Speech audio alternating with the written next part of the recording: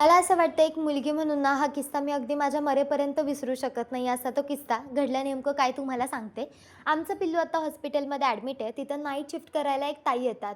अगदी मितभाषी, आपलं काम भलं आणि त्या भल्या. त्यांनी काय इन्स्ट्रक्शन सांगितले तर ते आपण ऐकायचे. आपण त्यातून जर एखादी शंका विचारली तर त्या प्रश्नाचं उत्तर द्यायचं आणि तिथून निघून जायचं. इतकं त्या शांत बरं का. माझा बोलका स्वभाव असल्यामुळे मी त्यांना बोलतं केलं. असंच एकदा त्या आल्या होत्या नाईट शिफ्टला. त्यांचं त्यांचं काम चालू होतं पेशंटबरोबर आमच्या. आणि मग माझा संवाद चालू झाला, की "अरे, तुम्हाला काय आवडतं? मला काय आवडतं?" हे असे मुलींचे बेसिक प्रश्न आमचे झाले. त्यानंतर त्यांनी मला सांगायला सुरुवात केली, त्यांच्या सासरचा छळ, नवऱ्याचा त्रास, घरात कसं मुलींनी पैसा कमवलेला आवडत नाही आणि स्वतःलाच 2 मुली आहेत. माझा साधा प्रश्न होता त्यांना, ह्या सगळ्याची सुरुवात झाली कशी? लग्नापासूनच हे सगळं फेस करताय का? कारण असतं, मिळतंच एखाद्याला सासर विचित्र. खूप किस्से आहेत त्याचे.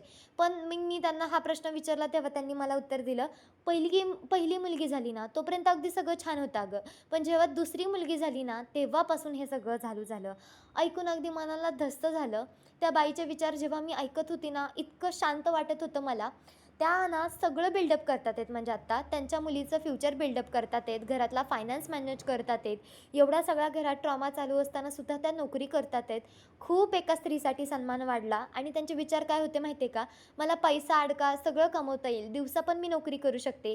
पण माझ्या पिल्लांबरोबर मला वेळ मिळणार नाही म्हणून दिवस त्यांच्यात घालवते आणि रात्री तेव्हा ज्या झोपी जातात तेव्हा मग मी माझी ड्युटी करायला येते. आणि इतकं सगळं करून एवढं सगळं भोगून सुद्धा त्या घरातल्या माणसांना मुलगी नको हा प्रश्नच मला ऐकून इतकं वाईट वाटलं. त्यांच्याच घरात काय भरपूर जण अशी असतात. मला त्यांना विचारायचं आहे, का मुलगी नको असते?